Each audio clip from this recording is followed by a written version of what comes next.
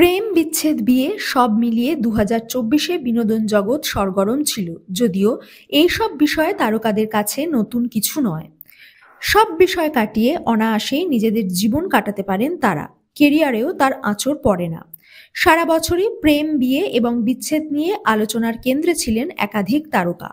কারোর কারোর আবার বহু বছরের সাজানো সংসারও ভেঙে যায়। চলুন জেনে নিই ২০২৪-এ মন ভাঙল কোন কোন তারকার।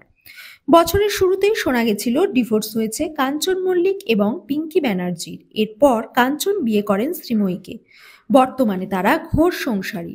টলিউডের সুখী দম্পতি ছিলেন যিশু সেনগুপ্ত এবং নীলাঞ্জনা।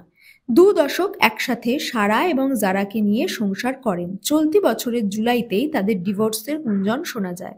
প্রথমে সেটা নিছক গুঞ্জন মনে হলেও পরে বোঝা যায় তাদের ছাদ আলাদা হয়ে গেছে অনেক দিনই।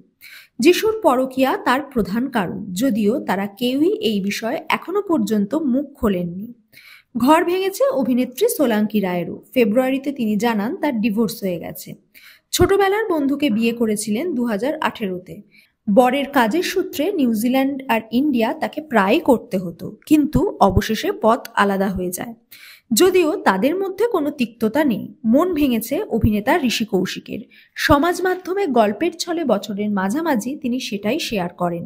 মদ্যপান, ধূমপান, পুরুষ সঙ্গীর সঙ্গে ঘুরে বেড়ানো সব নিয়ে স্ত্রীর অত্যাচারে অতিষ্ঠ স্বামী যে অভিনেতা তা বুঝতে পারেন তার অনুরাগীরা।